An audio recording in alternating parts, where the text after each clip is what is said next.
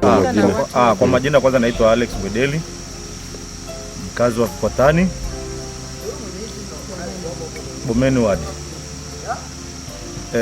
Leo tumeamua kuleta vijana kwa pamoja tukiangazia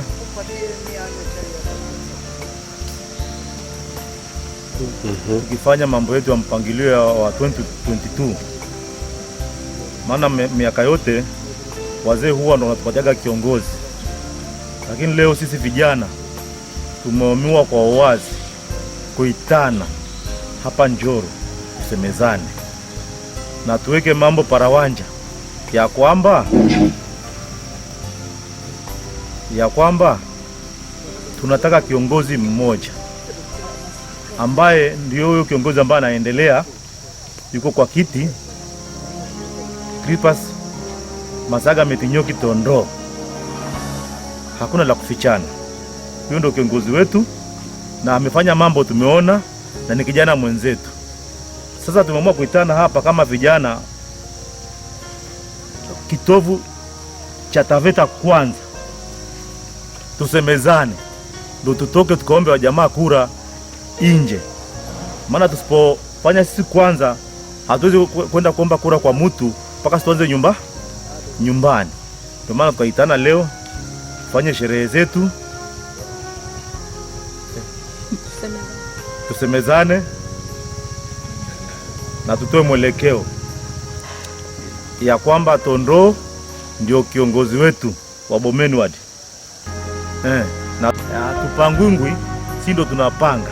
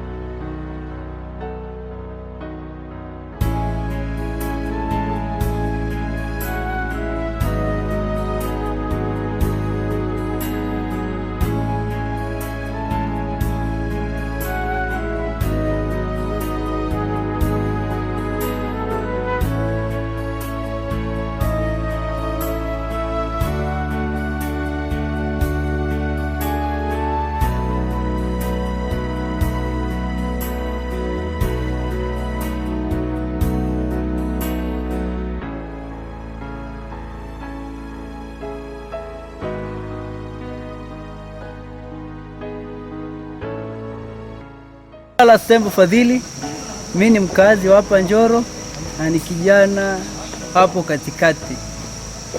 Katika ule muda mrefu ama mfupi katika maisha yangu nimekuwepo, tumeona sana viongozi wakiwepo katika maeneo tofauti.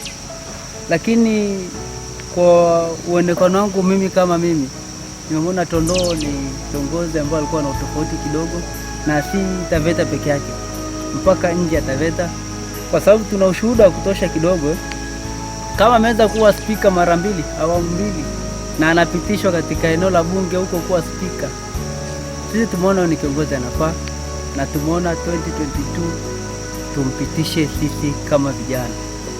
Na kitu kingine kimenichangia sana maendeleo yake, ni kijana anafanya maendeleo makubwa, alafu si mwoga, anajiamini kwa kila jambo, na imani kubwa katika hii awamu ya 3 tukimpitisha kama vijana vile tumeshikana leo, tufanye shughuli, tuitane vijiji 9 tunaitana leo hapa, na vijiji vyote vimekubali ya kwamba Tondoo anaweza, na kama anaweza tumpitishe, tuweze kumwandaa miaka inayokuja huko mbele, tumtoe katika eneo la UMCA, atuchagulie kitu kingine anafanya kikubwa zaidi ya hichi.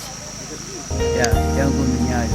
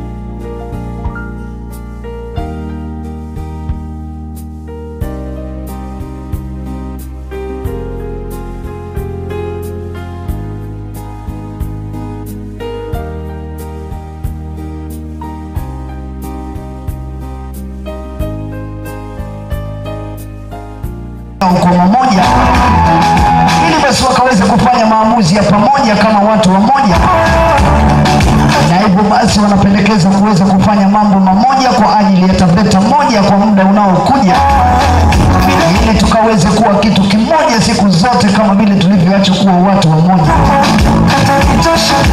Hivyo basi asikwambie mtu kwamba wewe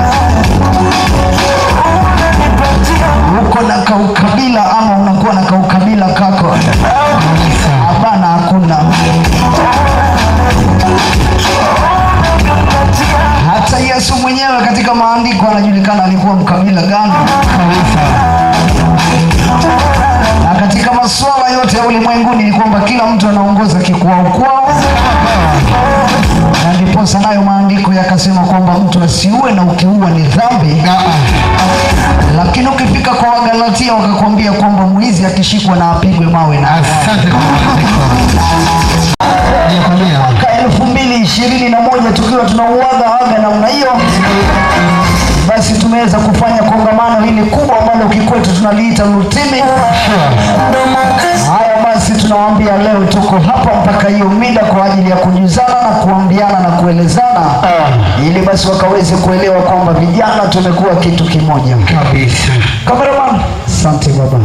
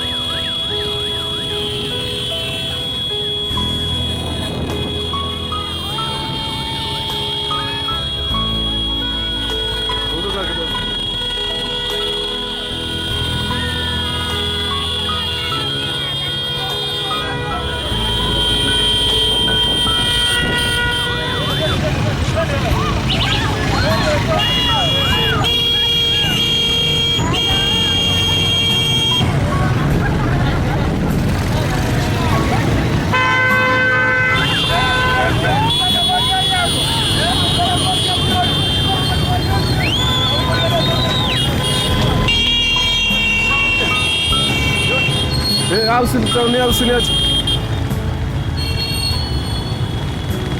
Usiniache, acha tuendelee.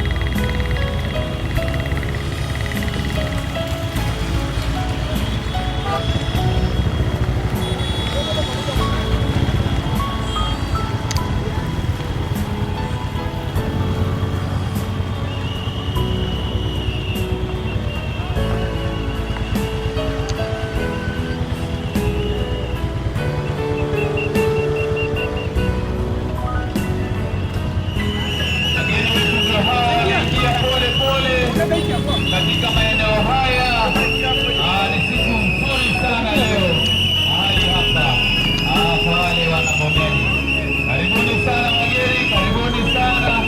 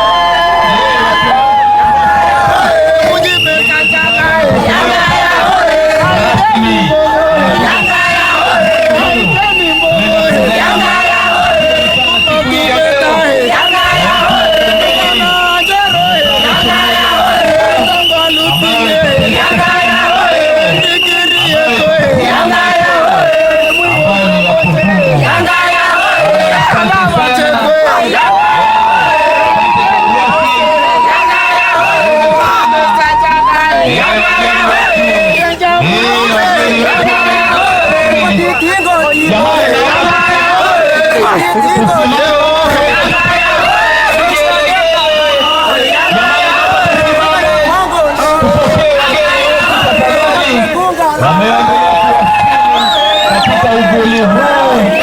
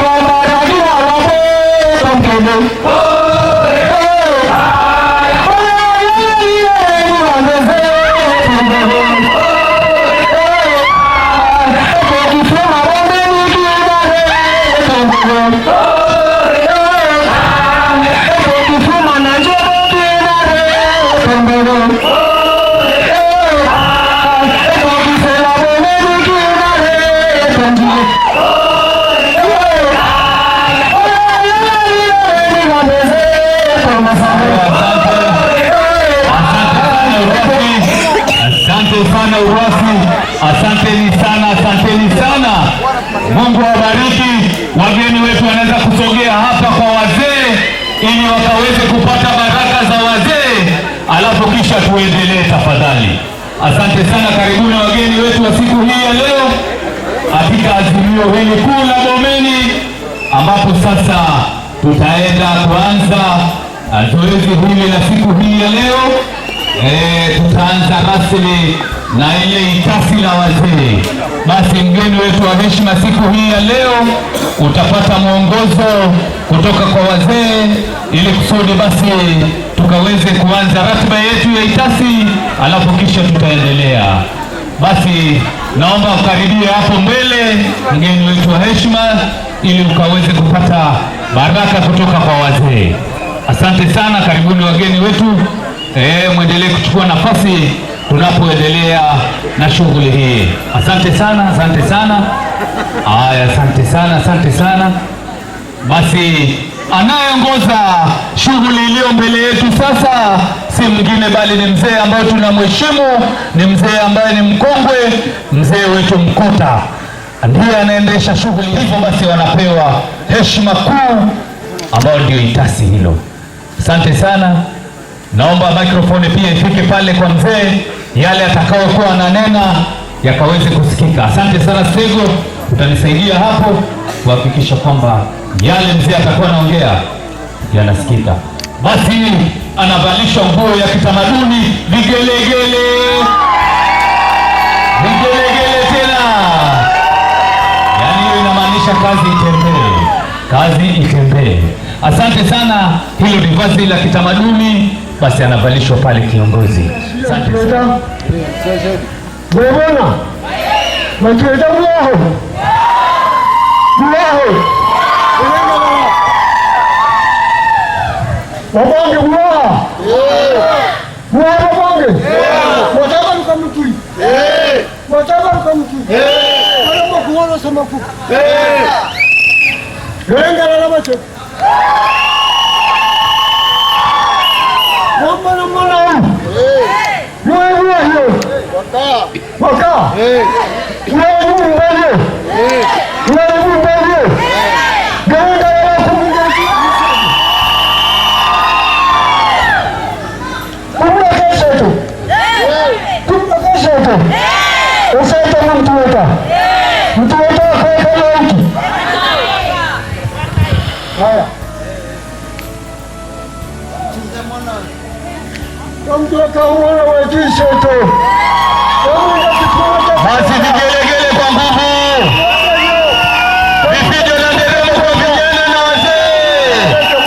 Asante sana, asante sana. Esina ungeni mbeke mwongozi hapo. Nyenye mtuletaka mwita mkabili yoshetu. Hapo na rungu, hubiyo. Haya, ule wa heshima sana. Vigelegele tena. Asante sana. Hiyo inaashiria namdoka kitele takituleta gerengera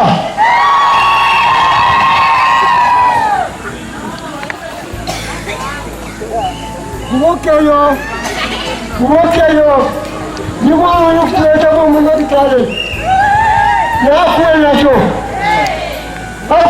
nikataliwe yambenye akuwe nacho afuwe nacho. Haya, darasi. Haya, haya.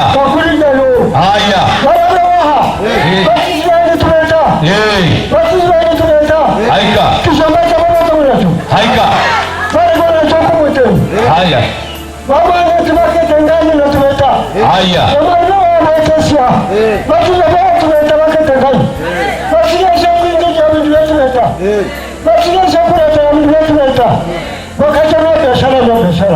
Haika. Wakwima, amanyeti kwima kituleta, tuleta yetu, tuwa yetu. Haika. Piga ngala. Haya, asante sana. Masiki hapa tuleta. Mutale leo ndio mtu wa masiki. Mtamalisha hiyo. Mshirika ngema mbali. Asante sana mzee. Anaendesha, ametoa wasia wa kudumu. Toka Kitale ili leta sina kutumetana kabisa hii. Kila mtu mmanyi. Haika. Kila mtu mtuwete huyu mtuweta. Na kichumi cha tuleta tamu kabisa hiyo. Moja kwa moja. Asante sana. Tachoka kuona kama kuku. Haya. Kituweta kile kinuliana mwenzetu tatatu wetamla ne kazi amani. Nengo ndio jama. Na hiki tamu ndio kifuma cha jama. Aika papa. Aika mno. Haya. Kihaje. Asante vigelegele. Haya, asante sana. Haya. Nasikia papa. Wala sikia. Kama sikia. Nasikia natoka pesa. Uko kituweta. Na wote kituweta. Wote telia kuni. Haya. Ni kanyaga ardhi hiyo kwa nguvu. Asante sana mzee. Haya, keti pale. Hiyo ni saini ya uongozi. Asante, amepewa kiti. Inaitwa kiti ya miguu minne. Jamani, pigeni vigelegele. Hiyo ni dalili ya mvua. Anapata tambiko lizuri la kuonyesha njia na kuelekeza watu, ili basi watu wakajua ufanisi wa kiongozi wao. Asante sana. Haya, Asante sana. Habari ndio huyo. Habari sasa ndio huyo. Asante sana. Haya, mpatie mzee Mai. Tunataka kusikia hayo maneno ya busara.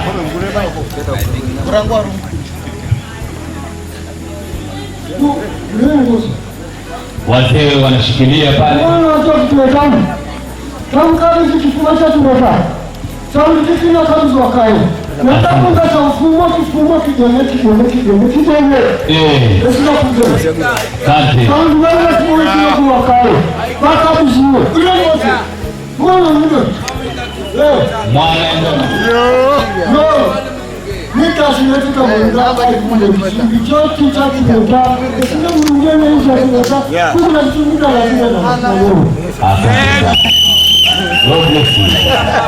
Mungu akubariki sana.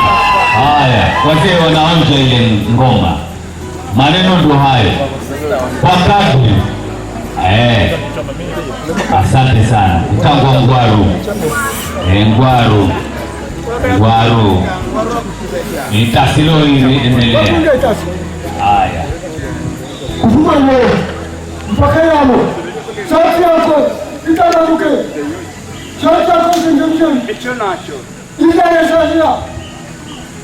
Hai mbete. Nanyoka kwa matandua hiki. Mwiyo hoja kwa matandua hiki. Ndidi papa. Basi kubane. Hapo nikipiga kako mjoni. Aika papa.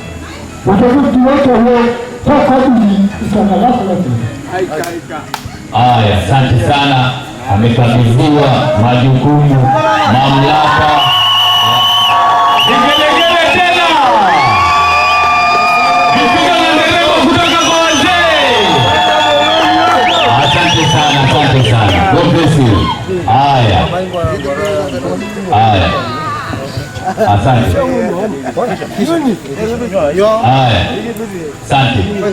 Hiyo ilikuwa ni phase 1 ya shughuli ya leo nzima ya kiongozi kuvikwa mavazi rasmi ya kuendesha ama kuongoza wananchi hawa watukufu wa eneo hili.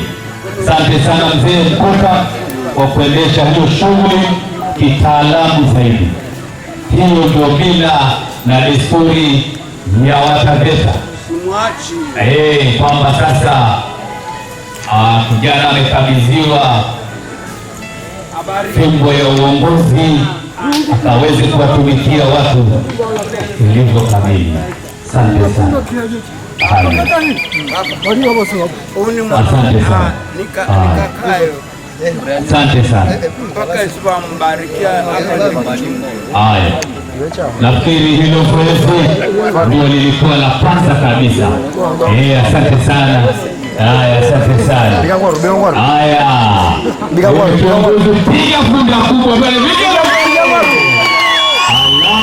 Haya, Ngwaru mbuluke Ngwaru. Ngwaru. Na wale wa Runguri. Haya. Haya, asante. Haya.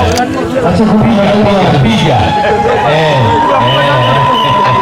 Piga. Asante sana. Hao ni wale wageni wameandamana na mgeni wetu wa heshima siku hii ya leo ambaye tayari ameshatikwa. Asante sana mheshimiwa. Naona wanapiga. Watu wapige. Asante.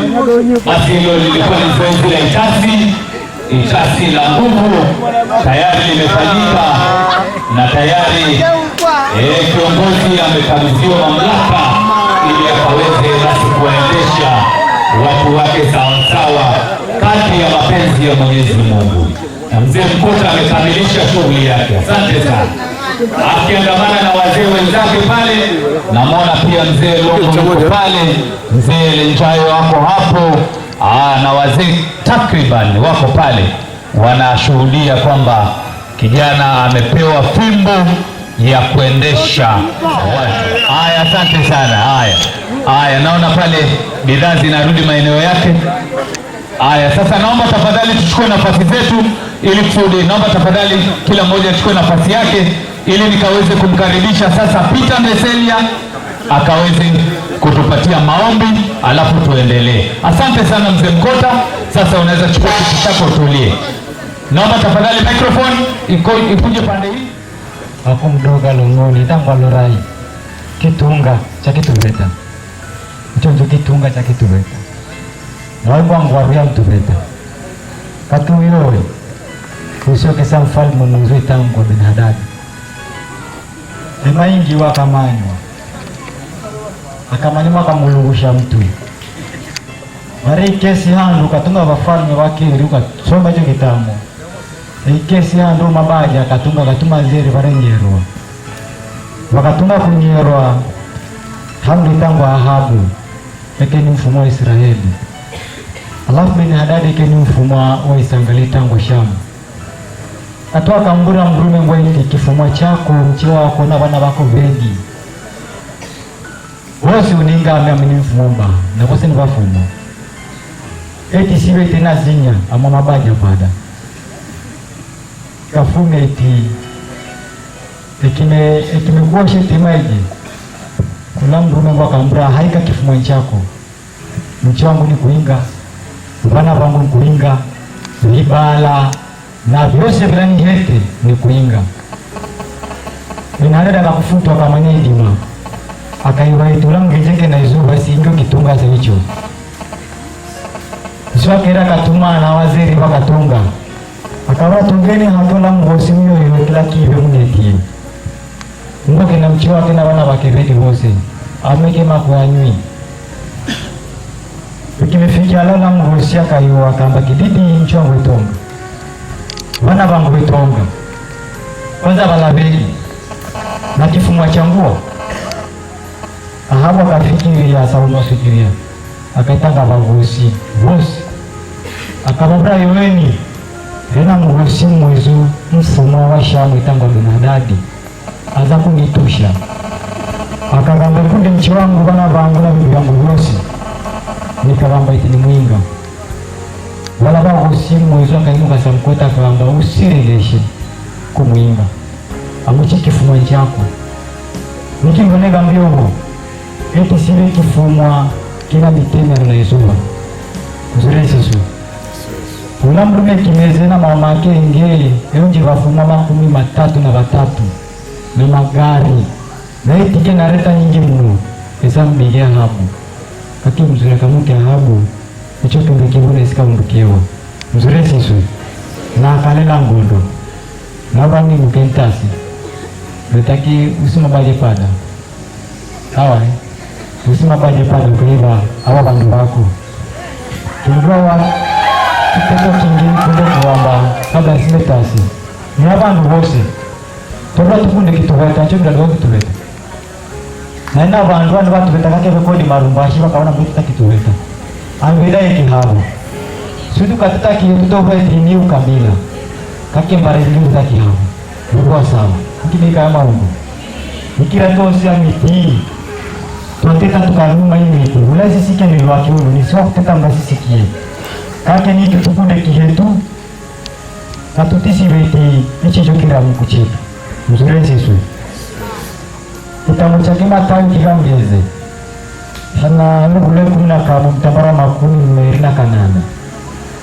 ni Yesu mbonekeza anaita ninjalala kana njagara Evandiye batu benda bose urazuni hanguni bose mwamla bwasi na kurwani yabo abuni basohosha Nitisi bena bantu bikisa bena miyango angoro Haranki didi Vete meyebi Wakami watundo benda kumbiga Tundo akaba tunda kumbiga Wamu wawo na mwana iboneki izana Itangwa Yesu Nanki meboneki Iwuro tonga Betlehemu ureta makula Hena sensa hii Wawa isi haku Kibungo chako ni chaka ya kwenda Daudi Nikia mkini suka andika tuto itu wangondo Sina kwa bila ose Kila mbena hawa wandikiwa Metake mzuri ya batasi Isha tutase Uweza nga mwezo na futu waki ngola kietu Nikunde tutase Kitubeta Tuko kini na sala ile tulushe mzuri Yani sala ya Bwana Uweza nga mwezo Balave dukie Ngaranda jabu na seba mjingole Baru dukie vitunga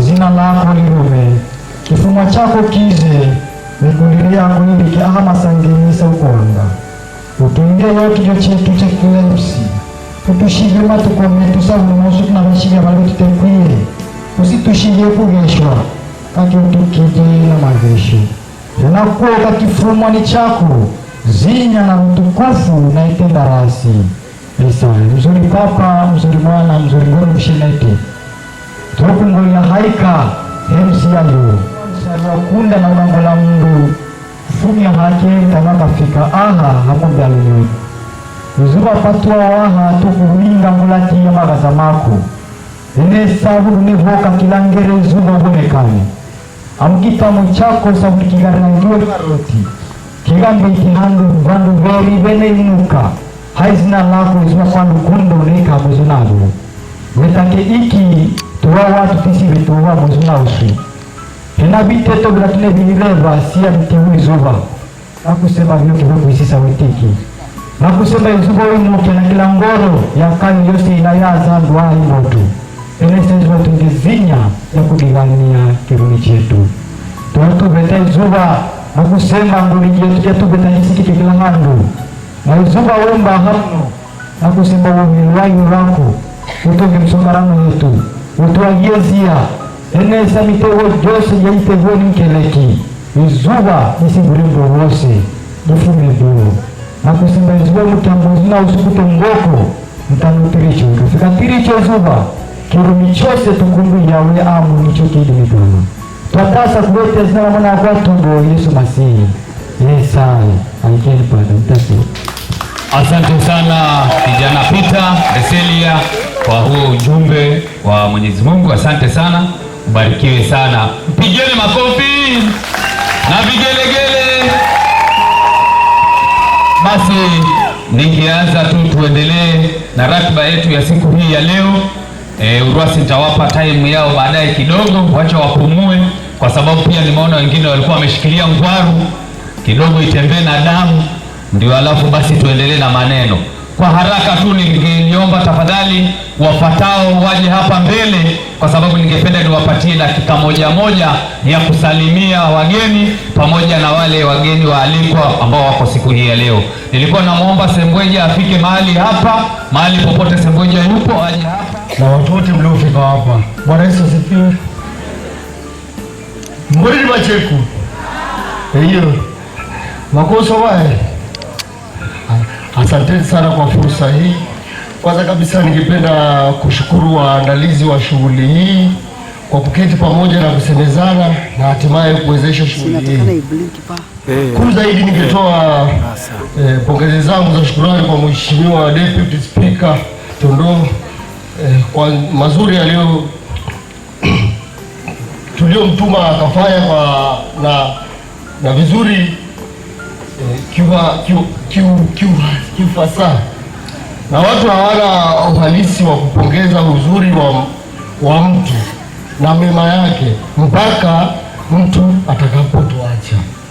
Kwa sisi kama vijana ambao tumewakilisha mpaka wazee wetu, tunasema asante Mheshimiwa wetu Tondo kwa maendeleo ya kuonekana.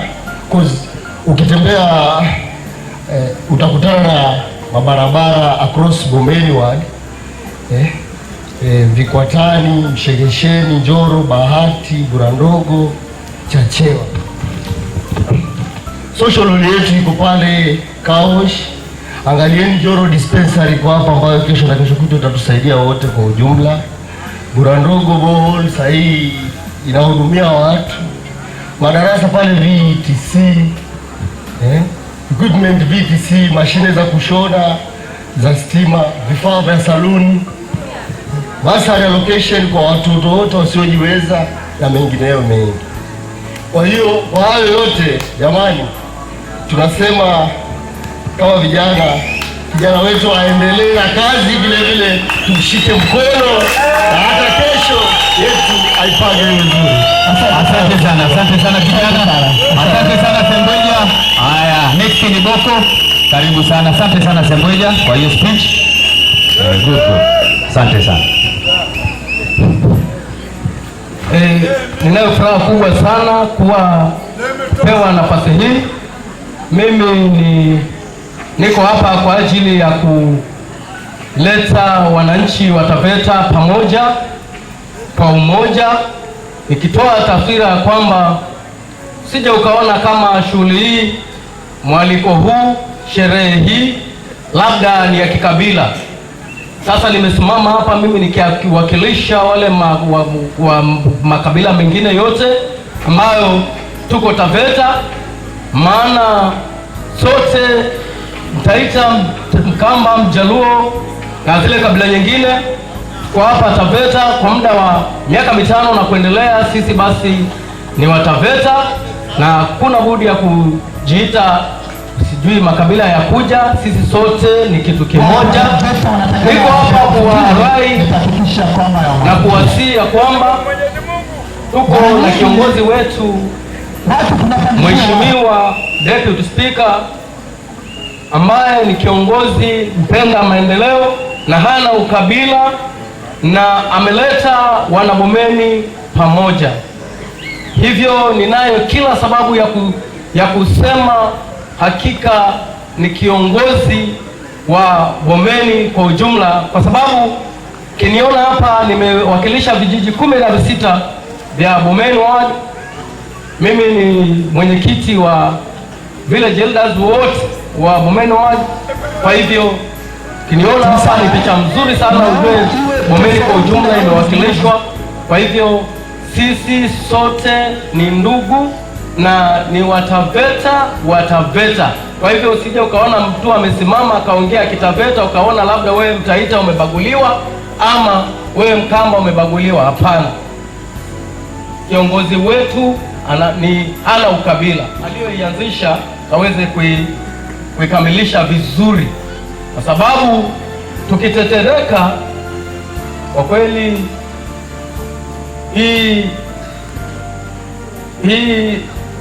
ndoto ya mheshimiwa kuhusu Bombeni ward hakika tutaipoteza. Maana nakumbuka viongozi watakuja na watapita, na tulikuwa nao kufikia hapa. Mungu akampenda na akamchagua Mheshimiwa Crispas Masiaga Tundoo kuwa kiongozi wa Bombeni ward. Hivyo kwa pamoja wakazi wote wa Bombeni, si Mtaveta, tushikane mkono kwa pamoja, tuweze kutembea pamoja na mheshimiwa wetu, na tukalie pamoja, tukanie mamoja, ili Mungu wa mbinguni akatubariki. Kwa hivyo nikimalizia, kijana wetu hana ukabila na anapenda kutuleta pamoja na bila kubagua na wala hachagui. Kwa hivyo ninayo uhakika na niko tayari kula kiapo kwa ajili yake ya kwamba yeye hana ukabila. Ni kwa sababu nikisema hivyo, hapo na miaka 9 pamoja nasi sijawahi kusikia hata mmoja akilalamika kwamba amebaguliwa kwa kuwa yeye ni Mtaita. Sijawahi kusikia mmoja ameomba pasani pale akabaguliwa kwa sababu yeye ni kabila fulani. Wale wote wameomba, wote wamepata. Wewe ambaye hujaomba usilalamike maana hukuomba. Kwa hivyo tunasema nikimalizia Tondoo 5-5. Asante sana Boko. Amemaliza hiyo. Asante sana Boko kutoka pale Kisumu Ndogo. Asante sana. God bless you. Siwili karibu. Asante sana Bwana MC. Kwa baba yetu Mzee Matias ambaye ametuzalia kiongozi wa Bomeni Ward. Asante sana kwa kuona MCA wa Bomeni Bwana Crispus Masaga Tondoo na familia yako, MCA wa Chala Bwana Nguzo, na kuona Bwana Chanzo Kamadi kutoka Mata. Hao wengine wote nasema kwamba itifaki zote nimezingatia. Area Chief, Assistant Chief pia asante sana. Mabibi na mabwana, hamujambo. Langu la kwanza ni kumpongeza Mheshimiwa Masaga Tondoo. Ni kijana wa kwetu na Waswahili wanasema mcheza kwao hutuzwa. Ndio basi, hata kama una lolote lile la kusema, naomba, mchungaji alisema hapa kwamba Yesu Kristo juzi ndio alizaliwa. Ndio basi tuende na kijana wetu. Alafu tena wanasema wahenga ya kwamba mtoto akikunyelia pale uzilikata. Sini sawa? Hakunaga mtu ambaye yuko 100% hata siku moja. Hata Yesu Kristo hakuwa 100%, ndio maana hakujua siku ya mwisho ambayo tunaenda mbinguni. Tuko pamoja? Tena unaona ya kwamba mtu yoyote akati anaomba kura asipopata kwao nyumbani akapata block, basi huyo mtu haendi mahali popote. Hivyo basi naomba watu wa Njoro polling station, Mshegesheni polling station, yani tumaanishe tupige stori tumalize, alafu tarajia kule. Iwe hivyo Tarakaniti ya Taveta, Tarakaniti ya Bomani Ward, usiwe na lawama. Tarakaniti ya Tondoo itoke Njoro, itoke Mshegesheni, itoke hapa kwa mahali ambapo yeye anajua ni nyumbani. Alafu tena Bwana Tondoo, hapa mahali tulipo panaitwa Kiso cha Kazingui. Hebu iangalie vile inakaa, na kuomba kabla hatujaenda uchaguzi mkuu, ongea na Bwana Grantan Songoja tuje bwana turekebishe. Vijana wameniambia wako tayari, watatengeneza maboti ya sampuli nyingine ya migomba, watakuwa na tambaa juu na hili gugumaji lote litatolewa. Wamesema wao wako tayari. Ninaomba hivi jamani, kwa upole, Wataveta wanasema lako ni lako, na maanisha saru jingi. Alafu kuna mwingine anasema nataka kitu alafu kuna kanisa la ghorofa pale. Yuko wapi mchungaji hapa? Nataka unisomee kitabu cha Luka 3:11. Mwenye Biblia nisomee kitabu cha Luka 3:11. Mara anakati ngapi?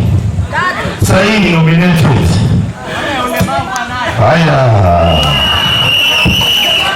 Sasa huyo amekuwa disqualified. Unaona leo mashamba yetu tunasumbuliwa kule ndani. Tunasumbuliwa na Bwana Kenya Jadu. Alafu leo mnataka mumpatie Kiso kuchinje. Hatutaki. Asanteni sana, nasema Tondoo 5 tena. Asante sana. Asante sana, vigelegele kwa Silwini. Amepiga akaua. Amegonga ndipo. Hebu naomba nisikie vigelegele. Haya, mpeni vigelegele na zaidi. Nipeni vigelegele. Mpeni vigelegele. Nipeni kwa maana. Mpe tena. Asante. Yes. Uwanja umekuja kwa Nashelengai. Nipa kwa Nashelengai. Nikakae Ngosinyi Nguru. Yes. Sasa basi wapendwa, sitawachokesha sana, ila tu nataka kuwapasha pasha kidogo. Kwanza ninamshukuru Mwenyezi Mungu kwa kutupatia nafasi ya siku ya leo, maana mamlaka yote tumepewa, ndio maana tuko hapa. Na pia serikali yetu ikatutambua, ikatupatia wadhifa kamili kwamba tuna cheti cha kumiliki mahali hapa na mkao huu. Vigelegele. Jambo la tatu, ninashukuru vijana wa Njoro Sub-Location, bila kuchagua kabila, bila kuchagua ni aina gani, ni mfupi wala ni mrefu. Nadhani kongamano hili tunaloliona leo halijapangwa na uongozi hapa. Ni vijana wetu tuliobeba mimba miezi 9, tukaenda pale tukasikia uchungu, tukawatema nje. Wakaona ya kwamba kina mama tumeregarega kidogo, kina baba tukasahau kidogo. Vijana wakasema, hata Biblia inasema vijana wana nguvu. Sasa tutaimwaga nguvu katika eneo la Njoro. Ndio maana wakasema tuite viongozi wetu, tuite wakubwa wetu, wazazi wetu, tukae mahali pamoja, tusemezane, tushikamane. Ndugu zangu, tukumbatiane kwa upendo, ndio tufaulishe hili. Mswahili akasema, siache mbachao kwa msala upitao. Tena wakasema, usiteme bigijii kwa karanga za kuonjeshwa mwenzangu. Hiyo kali. Halo. Tena wakasema, usiogope kulalia mkeka uliouzoea ukakimbilia high density ya jirani ndugu. Siku watakupokonya utalala chini. Tumeelewana wapendwa? Na ndio maana tuko hapa leo ndugu zangu, mama zangu, wadogo zangu. Ahadi kuchumana. Ahadi kuchuma. Tutisika kuchuma. Oi. Tugurani. Saula lai jamilo ho halaka. Li chumi wa kiasi. Halaka li tambarwa huku lisitambaruka. Naomba tushikamane hivyo, ndivyo tufaulu. Na hata bila kushikana, jamani, tutakanyagwa, tutavurugwa, tutachafuliwa. Na sisi ni staff, tuko high table, hatutaki uchafu. Sasa tushikamane. Wenzangu aliyetoka hapa wamesema, ndugu zanguni, siku hiyo kipenga kikilia, kikalia kila mtu, yaani ukiwaja kuamshwa, weka alamu ya Roho Mtakatifu akuwekee. Ukiamka tu nipenda na twa ta. Kiondoka hapo, sema ushindi. Sema ushindi. Sema ushindi. Ndugu zanguni, wengine tu walemavu, mtanisamehe kwa wale wanaoishi na ulemavu, maana sina maana mbaya. Siwezi kujifanya kiwete nikaketi mkaniona ni kiwete, mnipe msaada, mnipe nafasi, alafu baadaye niwaambie kwa nguvu za Mwenyezi Mungu amenipa uzima.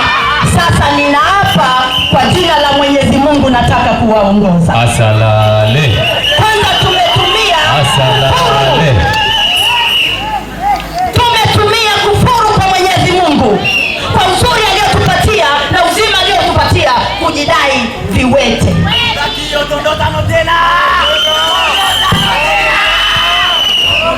Alafu leo nisimame nataka kiti. Hapana. Tulaaniwe na shetani ashinde na alegee. Haiwezekani. Nafikiri tunaelewa. Hatutaki kujichanganya na hatutaki kuchanganya. Asante. Kwanza, mhubiri ni pasta wangu, lakini ni mtoka eneo lingine.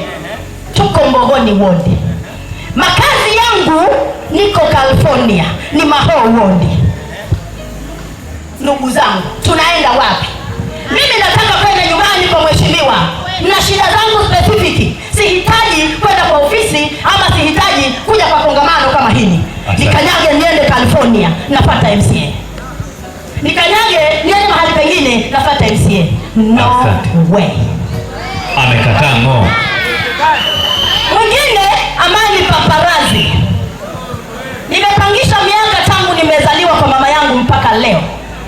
ninakuja nataka kiti kwenu, nawasaidia na nini, nawapa nini? Nitajali tumbo langu, nitajali familia yangu ikae vizuri. Nilisema kwa mkutano mwingine ya kwamba tunahitaji kununua gari na pesa za Bomeni Ward. Hahitaji kujenga nyumba na pesa za Bomeni Ward. Ndugu zangu, what about that? Asante. Amemaliza. Tuwe macho. Tuwe macho.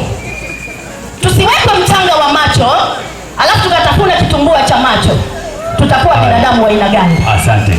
Sasa nafikiri kila mtu anaona. Asante sana. Kila mtu anaona. Macho kwa. Niwafungue macho. Kiti hichi hakina awamu. Sema yote mama. Kiti hichi hakina awamu. Hata miaka 50. Hata akiwa anatembea na mkongojo, anastahili kukipata moja kwa moja. Na yeye ndiye mtu personally wa eneo letu ambaye hata ukiamka saa 12 ukipiga miayu atakusikia.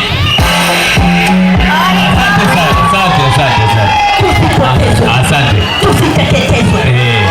Naomba tu ndugu zangu, Haya. Tufanyeni tufanyavyo. Hebu sikia uchungu. Mtoto umeenda leba, umezaa, umemleta hapa, alafu uone akipigwa na mtu ambaye humuelewi. Utalia ama hutalia? Utasikia uchungu ama utasikia? Mabwange na mabora macheku na mabwange mzuri yesiswe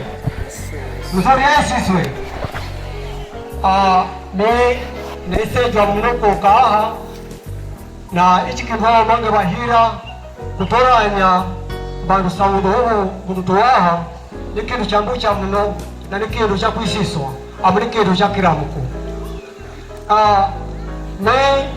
Nikuja kuteta vitoto vitare kwanza nongola haika ina bana mabwange batambua mikoka na kuninga rashata hii ya kumka msogorana henu kuteta vitoto vitare na vitoto vya kunoka vitare. Chako boka yenu kuja kubura mabwange baba Bomeni izuba ibakundie mabwange baba Bomeni izuba ibakundie ngibabura izuba ibakundie neti tukahuruka nyuma miaka ya 70 mwisho hela kiteto kikigamba eti murongoni baba bwange ni yabo na hicho kiteto kiosa ndani mpaka yo kuboke miaka 70 mwisho mpaka yo babonge wavuleti murongoni baba bwange ni yabo nisemu tare muno eyo bwange bagura burongoni kakati kigamba eti babwange baba Bomeni izuba ibakundie niti sebeka kedasiye yumpate burongoni mtubeta mbwange mpate burongoni mbwange eyeba nibagibafuleti burongoni babwange ni yabo kakati ali izuba nibabayika aliwani kumga izuba haika wabwange ba Bomeni musibamu mwenda murongoni mbwange abene muhete tayari kitu kikuti kale henu hiki ni kulinda murongoni uno na burongoni bwake abo hena bakereki wengi bengadege bomusomorane hake bomusomori yecho kichumbi ikiniwanga yenyu ukirinda na mino nigamba izuba batasiye kuvutanga hamu na usi badu tutomeke tuweka hamu zunani tugenjanya kukirinda icho kichumbi na kisika fume darasi tugenjanya kurinda icho kichumbi na kisika fume darasi. Tondo neno na ijeti wewe kahero chikachombi heki bageriama ukafuma ile shughuli zako ikafika saa 3 uwele kichwa chako unaingia ubweni ungole soke ushinji na mcheko kulichamwacha enajini mayoso hiramu mweusi kakeki esigerira kuingia ubweni na kukola soke ushinji ababa gari unaingia ubweni ungole soke ushinji tayari mkele kitu saa wewe soke jake za kiajabu ajabu kufuma kuingia dimeni ena hano bose tukura neni na tukaja neni indima tusimshike todo mwenye nikumbuka mshike kanako ena kanako nikumbuka miaka ya nyuma sa miaka 70 noki na shughuli toka na shughuli ya kupigania murongoni mwizi matendo ya kupigania huko mwizi tunatoka na heabo tukugabe kila mtu atoke kila watu watoke sehemu yao na chama gari tutola ni kuinga na ripoti ikafika chama kuinga na ripoti saa 4 kila mtu kinatoka kunashinjia tutola na yabo vyao tukatola na yabo vyao tukweti ulamkele kitari ekiyo sawani hicho kio oke sawani ebetie hiyo tariki anaiti iki iswi tunayema ilaje webetia nesakula vetonga bila vitoto toka eteta ikafuma hana na suto yengia twabinya mara tukamuyema mpaka sasitaga kio tusembonie tukaondoka tukashejia hema tutorana tauro iwo kio okiipe abona metake siasa ikundie icha siasa ikundie icha na siasa mringa wako kana una mshindani wetu mitana naye usimdae usimaje eti eweza na ichani kero ne bakunde babura nete isigose na reta ya kumgija mbongore na kichombe ni kura ni rakadi yako ya kura bose torende kali yote ya kura ulamdu kali yake hoshigati na yehubweka bala bambwetu bala bana betu na bala bambeya behoshigati tubasembe baze bakwandikishe ahaka akicha uhete mboya hela mndu wagamba haiti yosema tuwetatu bandu bakarimu tuende kudukidede aja na uhete mboya muombe aze akwandikishe aha iyo ndio nareta ndo tugeja kumwingi jao na kichumbi nikikejejia niti magari makuomba kura kila mtu kana kura yake matamu wa kila mtu ete kura yake tondo ete kura yake ni mozotiki hiki ingia wafu mmoni amani wade hii si so wa wafu hicho tibi jose etegemeni ya hetu uswe matoto ya kuomba kura utonga na lume lwedi utonga na ngoriedi matonga enda kura usikatonge kumoga mdukura kuro hongo hiya lazima usemberere shani kejejie izanaha ina wodi matisipe gawa yoke zima hena mrongori yokie na ekakaiti hena mrongori kule kumulamba mrongori eti mitana naye ulambu sena igarie sena tukutokie sena baskeli okie kutonga na maru eomba kura kake eomba na lume lushenelete na momoke vile mafuta mawurino ekaomba kura igerino kura ikina biwa ni kura itangwa ya ngereri ni kura ya ngereri ni mtu ayemuke hala na uwa ayemuke waisanga mungu watayo imukene nyuma ya ulamdu mkundi ena kura hiyo italishe bandu amu ikina hugo hugo bandu bamukia nakatoka kaimuka ngereri mwe hawe mdu wakila lumi mushenenete na mamoke vile mafuta mangorino bakaimuka hose unauje karukanya mahugu ekakichani mdu mwezo mchebeke ete kiezia yaka ete hugu wene bandu oto bandu simaiji ena hugo miki basemba matutu mugenja tutumie lume mwedi hata bala eho esokana nabo balaba kuno kumsoka tusitumie lume lwebi habo tutumie lume lwedi kaketu siti kijanja na bitoto byabo lume lwetu lwedi kakatusiria bitoto byabo haikeli sikuna kuteta mingi amwena mingila tetwa na hela bandu behono maangomeza kuteta enajua vitale haikeli nezuba bageji asante sana kabisano tano tena asante sana mzee Lombo mpeni kofi lake moja asante sana basi asante ni mkaribishe mzee Lenjayo kwa dakika 2 naye asalimie alafu kisha turudishe usukani kwa wageni wetu alafu tukaweze kuendelea asante sana mpeni mzee kofi lake moja asante sana wapendwa mjambo kwa majina mmeambiwa mimi naitwa Jacob Lenjayo mimi ni mshauri wa kijiji cha Miembeni Mheshimiwa Tondoo Deputy Speaker wa bunge letu la Taita Taveta MCS ulioandamana nao na wageni wengine mabibi na mabwana hamjambo nilikuwa tunaomba nifafanue hili jina la speaker si jina dogo hapa nchini Kenya kote duniani tunamchukulia Tondoo kama mtu wa kawaida lakini ni mtu mkubwa mno na tukimtumia vizuri tutafaidika pakubwa kwanza kabla sijaongea Mheshimiwa naomba nikupe pole kwa mashambulizi uliorushiwa Msengoni wiki iliyopita. Pole sana, na wewe una stadi za kuzuia. Ni kwamba Wataveta usema mndu akakukonya usiosheja kutungwa. Yale mashambulizi mheshimiwa, yalikuwa dalili ya kwamba umeambiwa ujiandae kwa kiti cha ubunge 2027. Bado ulikuwa unabonyezwa kiplan. Naomba nichukue fursa hii niwapongeze vijana. Vijana wamefanya jambo la mshangao Taveta. Hiki ni kikao cha kwanza kabisa kuandaliwa na vijana. Mimi nilipoitwa nikaambiwa nije nisaidiane na hao vijana juzi jana kupeana ushauri, nilijitolea kwa roho safi. Maana kama vile Oliver amesema, mara nyingi vijana huambiwa ndio viongozi wa kesho, lakini huu uongozi hawajaupata. Sasa leo vijana mmepata uongozi.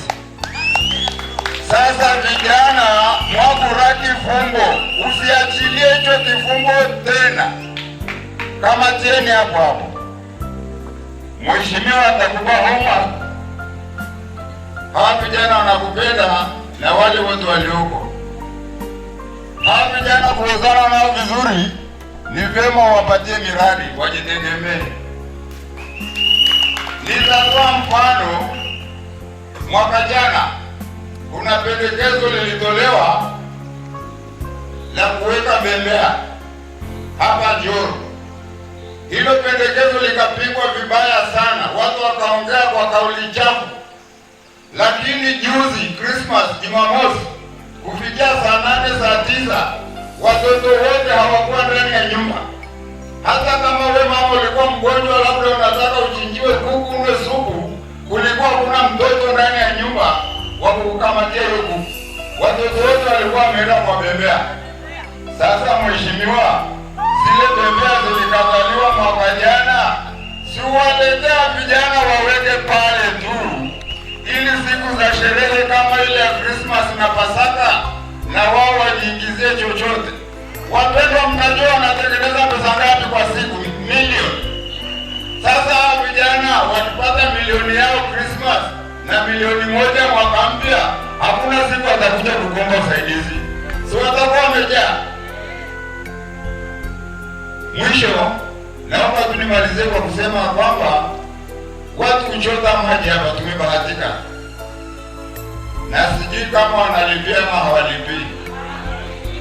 Basi kwa heshima yako mheshimiwa, wawezesha vijana nao wafungue kamtambo kao kwa kufunga maji ya chupa, ndio waweze kusimamia familia zao na kusomesha watoto wao.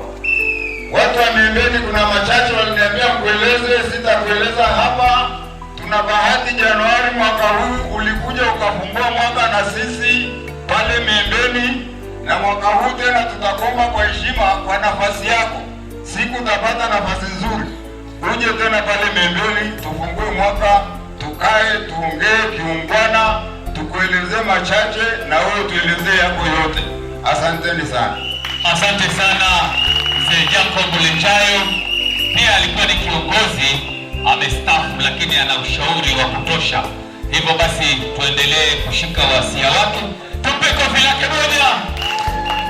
Asante sana. Sasa kwa ile heshima na taadhima kubwa, ni furaha yangu sasa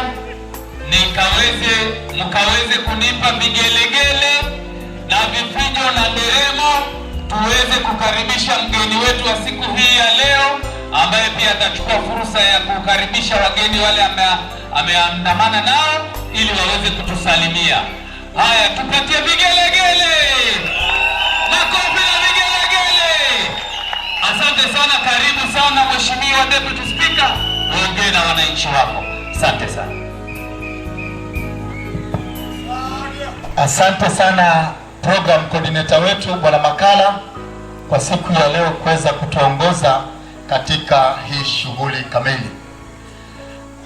Bagosi na mkezia. Bagosi na mkezia. bagosina mkezia aba.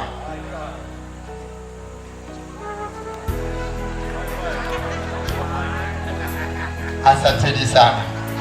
Boreni bacheku. Eyo. Boreni bacheku. Eyo. Boreni bacheku. Eyo.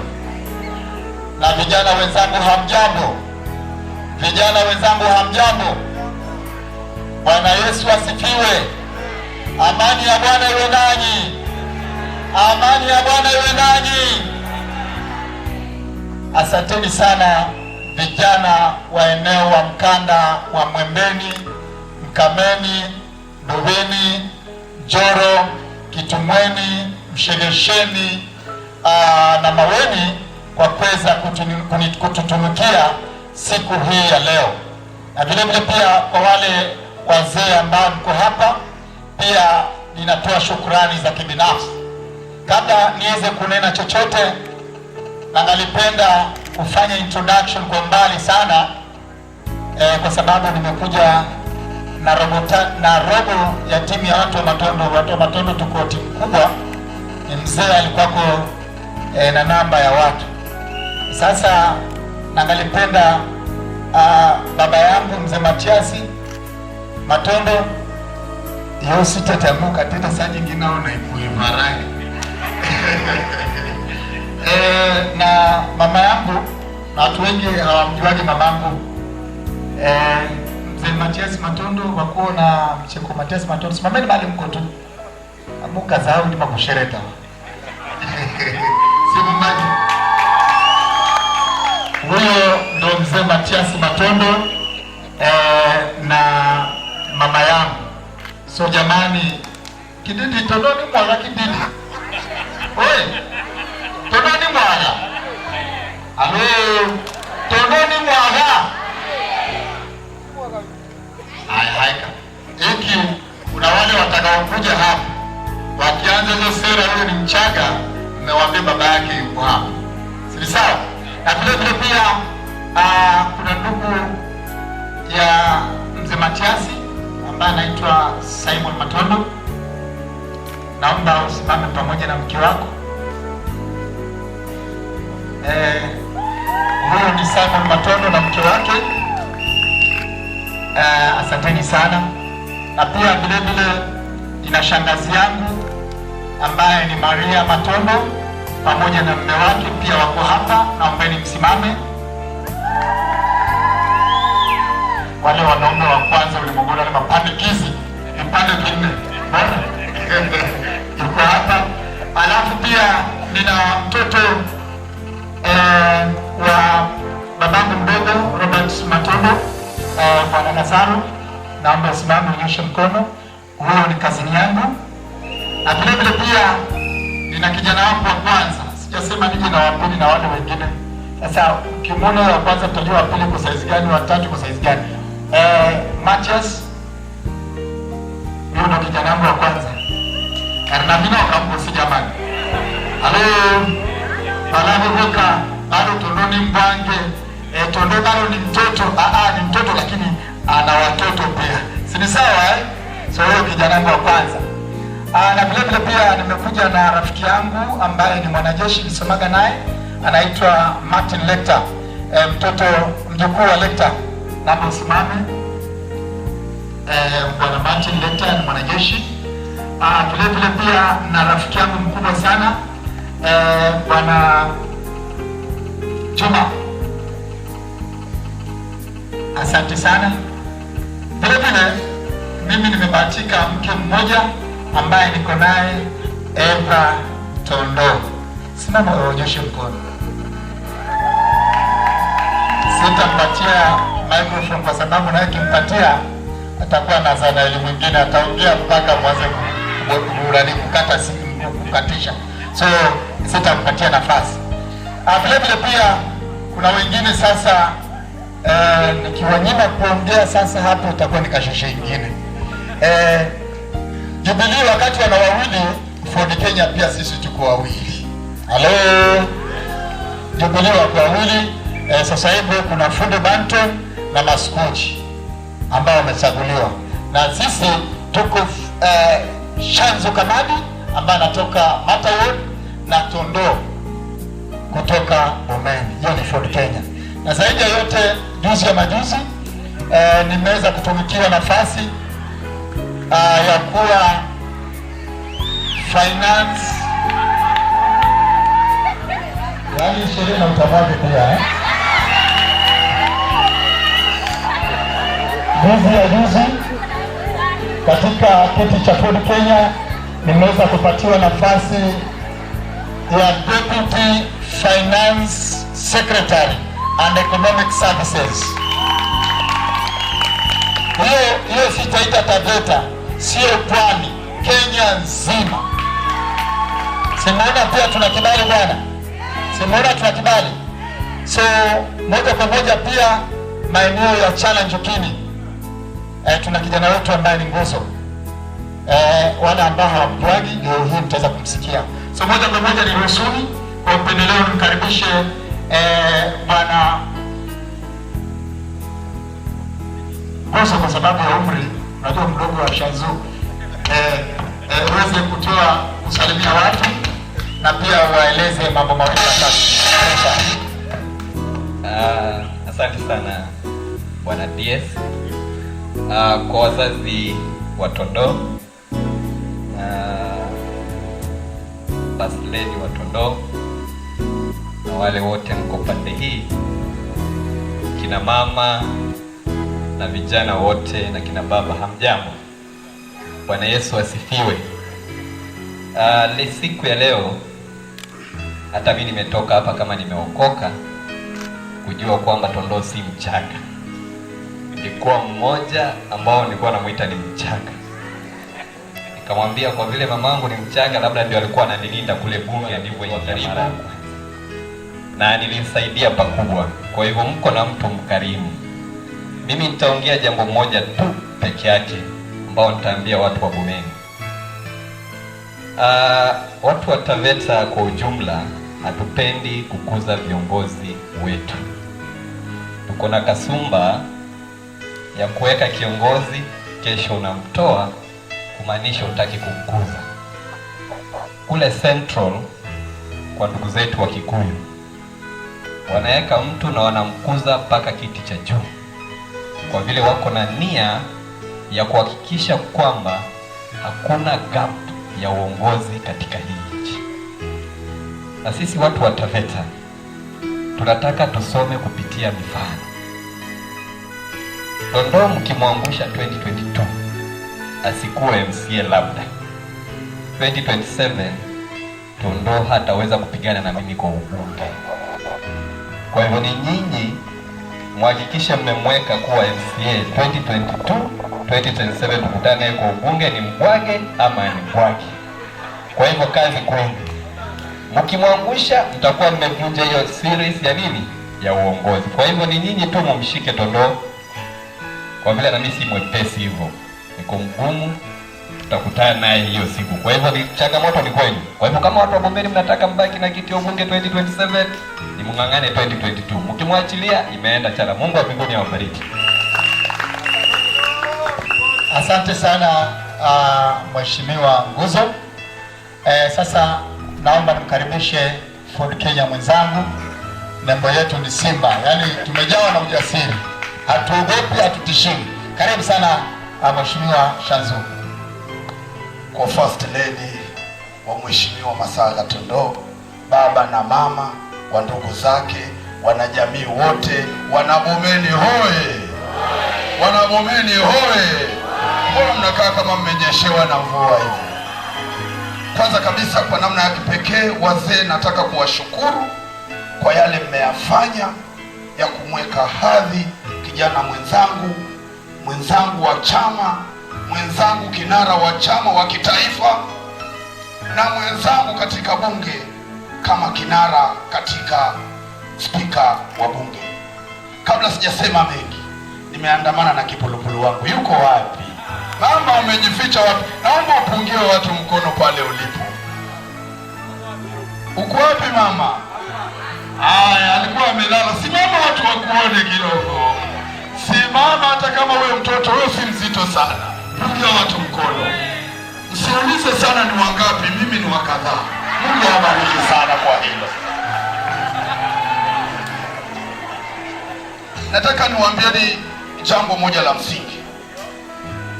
Paka mwelewa wa kesho halagi panya mwenye mimba. Mmesikia hiyo? Paka mwelewa wa kesho halagi panya mwenye.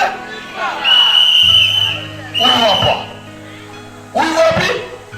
Ana mategemeo ya leo, kesho na kesho.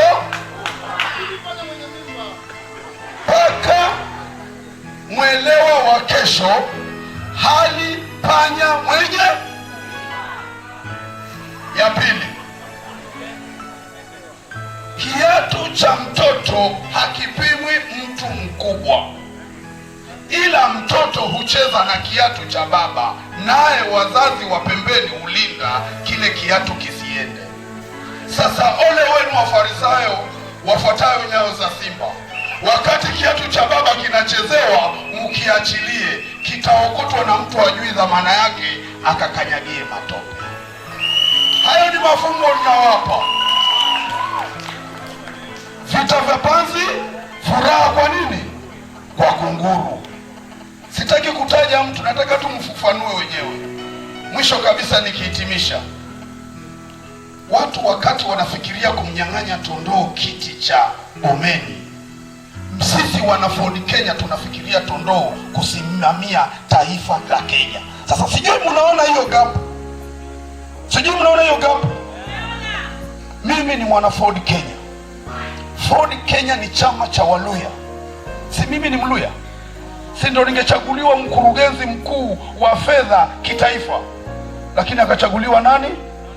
Kwa hadhi zake. Na ninajua tatizo moja, nabii hatuzwi. Sasa nataka kuwamalizia. Kulikuwa na mwindaji mmoja alienda akamshika ndege. Alipomshika ndege, ndege akamwambia, tatizo la binadamu, mna matatizo mangapi? Matatu. La kwanza, tatizo lenu ni kusahau. La pili ni kuachilia mlichokishikilia. La tatu, ukitaka nikwambie, naomba uniachie nikwambie, ili uwe tajiri. Wakalumbana. Yule bwana akamwachilia ndege. Ndege alipopanda juu akamwambia, itumbo imejaa almasi. Na sasa nilikwambia una tabia ya kusahau na kuachilia. Achilieni almasi iende.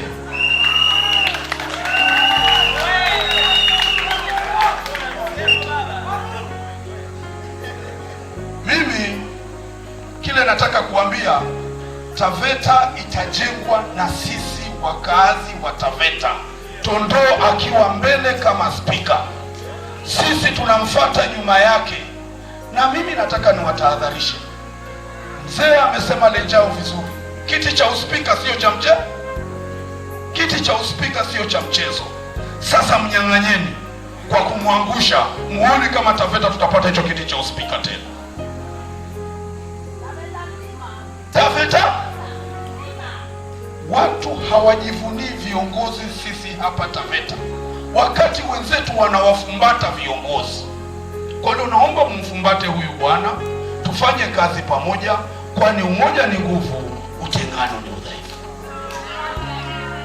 Naenda kuketi nikiwaambia, usiadaiwe na rangi, utamu wa chai ni sukari.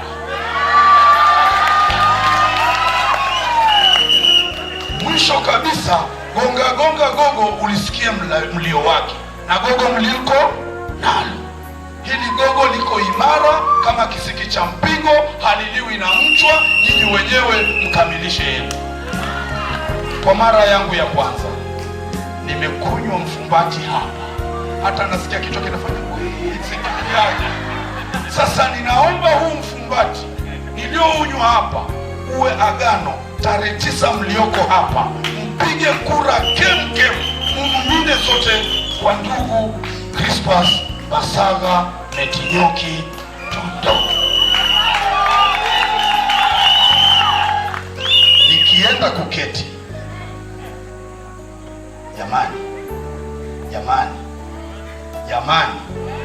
Jamani, jamani, Mungu awabariki sana. Asante sana Mheshimiwa Chanzo Kamadi. Mtu wangu kule bungeni namtaga Mswahili wa Pemba. Saa zingine hata akiongea uongo haipatikani kwa kamusi, kwa sababu amesema tunasemaga ni sawa hivyo hivyo. So nashukuru sana. Hao ni baadhi ya waheshimiwa. Mheshimiwa Tunde Maskuji ambaye ni minority leader wetu alikuwa kwa amehudhuria msiba fulani huko Kitobo, so wakati wote ataweza kukanyaga hapa. Vile vile Mheshimiwa Martha Kenio tulikuwa kwa naye tuwe naye, lakini ameshikika mahali pia katika shughuli hizo, akasema kibahatika atakuja, lakini 50-50. Mheshimiwa Pastor Mare nilimpigia nikaona simu haikuingia, sijui sababu ni ipi. Sawa, so tuko na hawa waheshimiwa. Wapenda wenzangu, vijana na wamama ukanda kuanzia Mwembeni kukomea maeneo ya Kisumu Ndogo, wacha nitoe shukrani kubwa sana kwa kuweza kunitunukia zawadi hii, and I will not take it for granted. Nawahakikishia kwamba hichi cha leo kitakuwa ni kiapo. Sitaogopa chochote ambacho kitakuwa mbele yangu, ili mradi ni kitu cha kumtetea mkaaji wa Bomeni. Nitahakikisha kwamba nitakipatia kipaumbele. Vile vile kuna baadhi ya vijana wamelalamika. Ni kweli kuna mambo ambayo nimeyafanya ambayo yanagusa vijana sana, lakini vile vile pia kuna mambo kadha wa kadha sikuweza kutimizia vijana wetu. Jinsi watangulizi wangu walivyoanza kunena, mwanadamu hayuko kamilifu. Ndio maana Masia Yesu Kristo pia naye kuna wakati mmoja aliyeko kwa mizani akaulizwa, Bwana, ni yupi aliye mwema? Akasemekana na ule utukufu wote wakijua kwamba yeye ndio mwema, akasema hapo ulimwenguni hapajapatikana mwema zaidi aliyoko juu. Kwa hiyo mimi ni mmoja wa wanyonge, mimi ni mmoja wa wadhaifu. Ninajua kuna baadhi ya watu nimewakanyaga katika utendaji kazi wangu katika kipindi cha hii miaka 9. Siku ya leo ninaomba radhi kwa kaka zangu, mama zangu na vijana wenzangu kwa yote yale ambayo sikuweza kuyatimiza, na mahali pengine katika mchezo wa siasa labda kuna mahali nilikanyaga yote mkono ama mguu, naomba uniwie radhi. Vile vile nataka kuambia kwamba 2022 inagombania kiti cha MCA.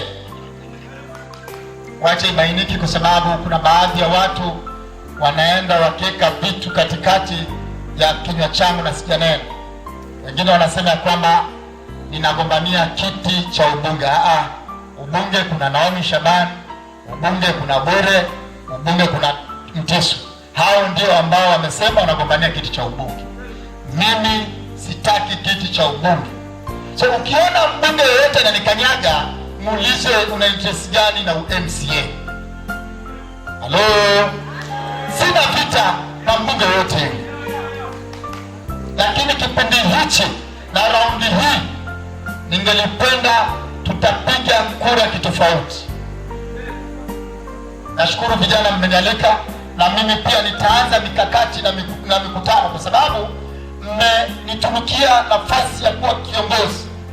Kuwa kama kiongozi inamaanisha ya kwamba ni lazima niwe mbele yenu na nyinyi mnifuate nyuma. Ni ndivyo masivyo? Ndivyo masivyo? Ili nijue kazi ambayo mmenipatia. So tutakuja tukae chini, wale wabunge ambao wanataka tutakuja tuwachuje hapa, tuangalie ni yupi ambaye anaweza kuangalia maslahi na matakwa ya vijana wetu wa maeneo ya Bomeni. Si sawa? So tutapiga siasa tofauti. Tunataka kujiuliza huko Mount Kenya ndio kura ziko peke yake? Mbona kila wakati baba akienda huko, baada ya wiki mbili Ruto amerudi huko, baada ya wiki tatu baba ameenda Mount Kenya, akitoka huko Ruto anarudi huko? Kuna nini kikubwa huko? Halo?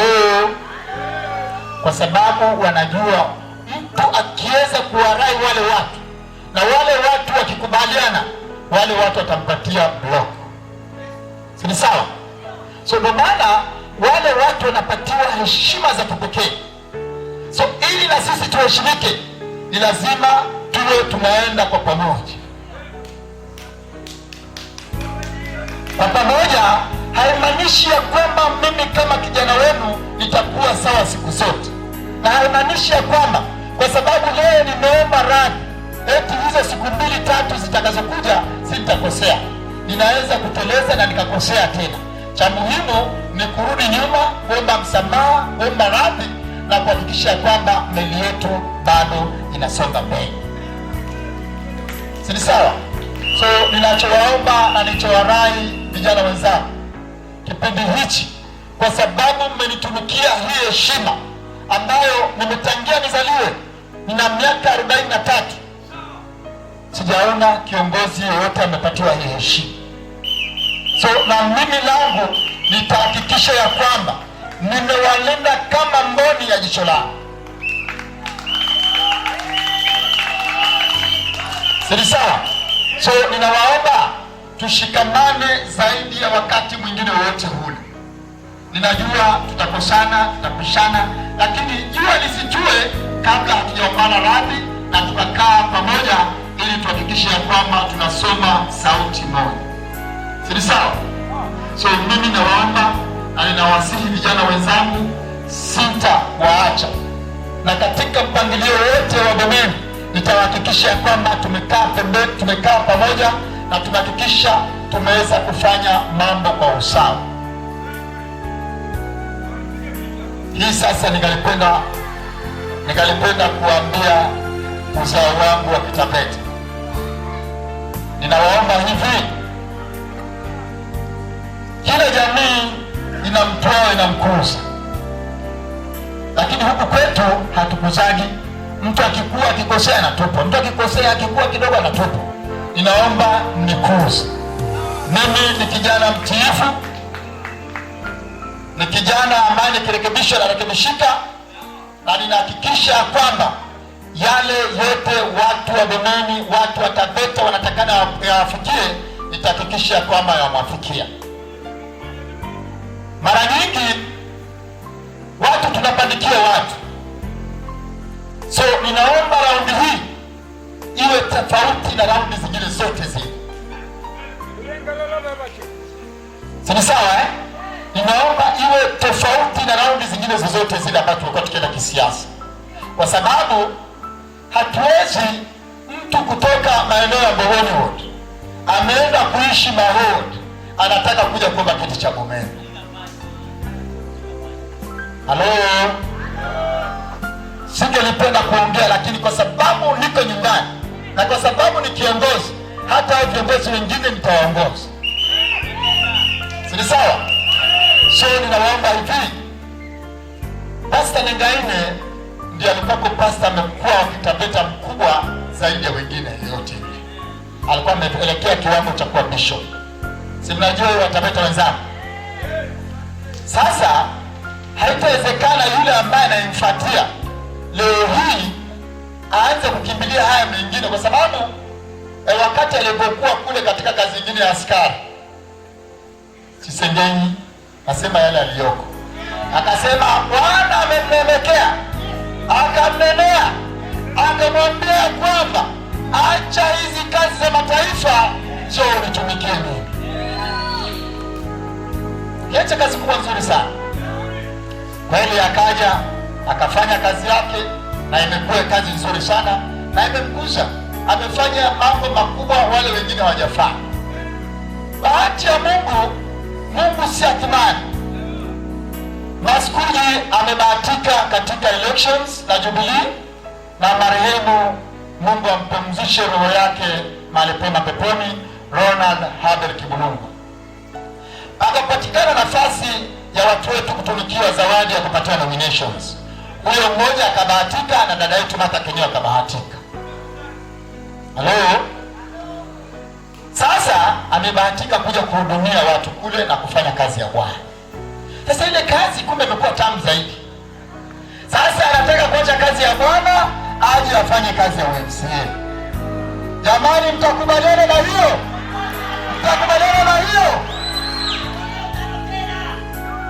Nachowaomba sasa, sijui yeye anataka kukataa kanisa ama kanisa litamkataa, kwa sababu yeye kwa kinywa chake alisema ya kwamba Mungu alimneemekea aache kazi aliyokuwa anafanya aanze kufanya utumishi wa Mungu.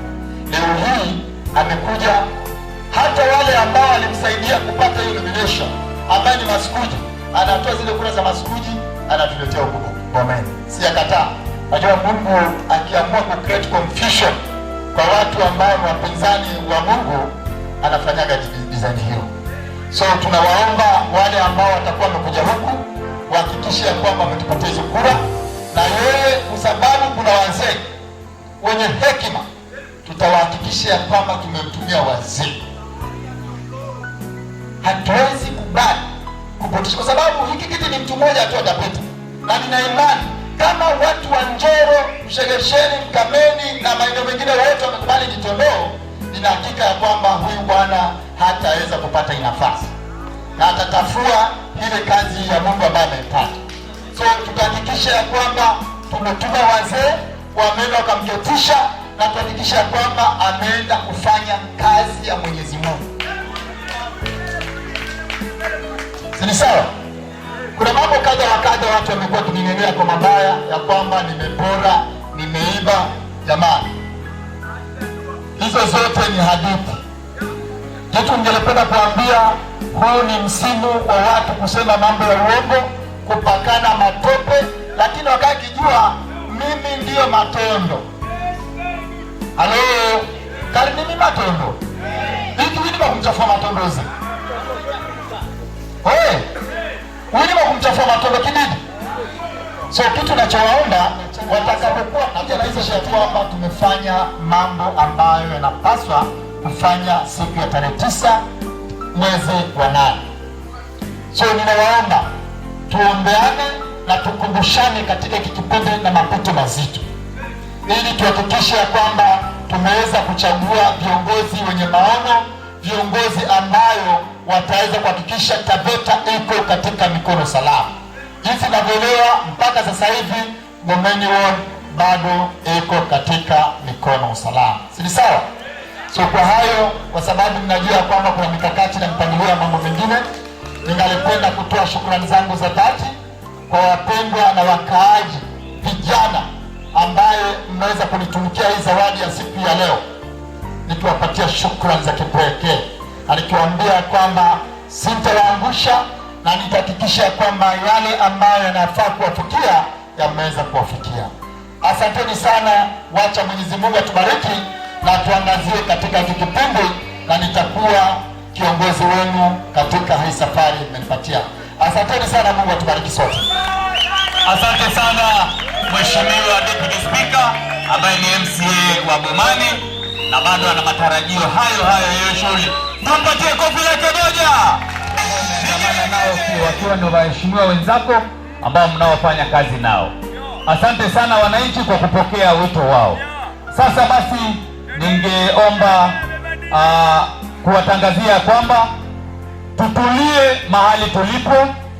Wananchi watukufu, tutulie mahali tulipo ili tukapate chakula kile kimeandaliwa, na wageni pia watulie mahali walipo ili kusudi tukaweze kupata ile riziki ambayo imeandaliwa kwa siku hii ya leo. Naomba Petro akuje chakula kwa lugha ya Kitaveta. Asante sana. Karibu mzee Mgota. Upige itasi lakijo ebandu bale kijo.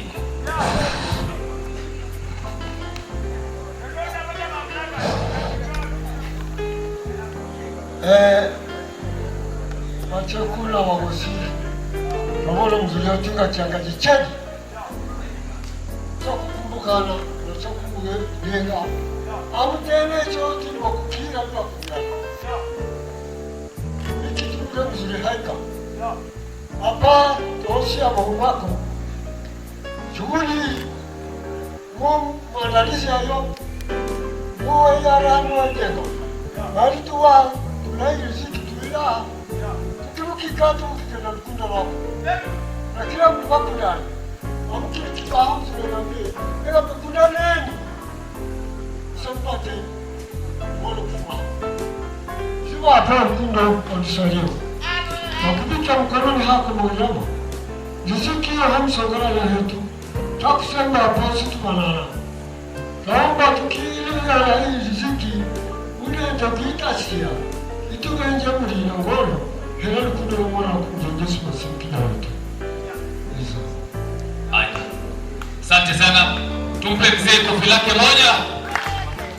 Asante sana. Basi DJ tupatie urwasi. Tafadhali tuomba urwasi wakati vyakula vinatembezwa. Basi urwasi nao waweze kupata nafasi ya kutumbuiza kidogo, alafu nao pia wapate riski. Naomba tafadhali urwasi. DJ endelea wakati urwasi wanakuja wakijipanga.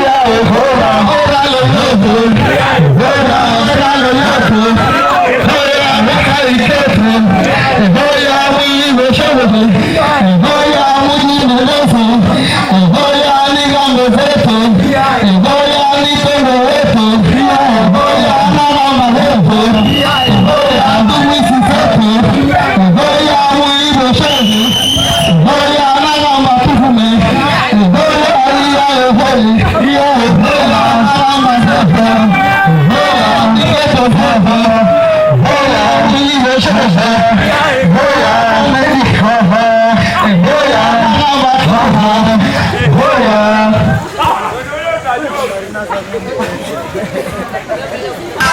Asanteni sana kwa kijiji Mwembeni, Dubini, Kwatani, Njoro, Gosheni, Sumundogo na Maweni kwa vijana kwa kuweza kunitumikia hii heshima kubwa siku ya leo. I will not take it for granted, sababu tangia nizaliwe na kiwa na miaka 43 sijaona yale ambayo mmenifanyia kiongozi wetu amefanyiwa Taveta. Kwa hiyo wacha ni washukuru kwa kuweza kwanza kuandalia chakula nzuri, kwa kuweza kuandaa mpangilio kamili wa siku ya leo. Wacha Mungu awabariki na awarudishie makuu katika familia zenu kwa haya makubwa mmeweza kunifanyia siku ya leo. Nami nawaahidi ya kwamba nitawalinda kama mboni ya jicho langu, kwa sababu yale ambayo mmeweza kunifanyia ni makubwa. Vile vile kwa niaba ya wakaaji wa Bomeni nitahakikisha kwamba kila jamii imelindika na mambo na ukabila katika maeneo yetu ya Bomeni hayatakuwepo. Japokuwa Waswahili wanasema kwamba mwacha mila ni mtumwa.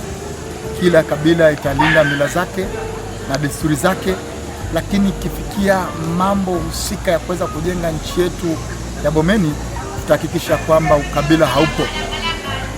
Na zaidi ya yote pia kuna wazee ambao wameweza kutoka na kuweza kushauri vijana ili kukamilisha hii shughuli yote siku ya leo.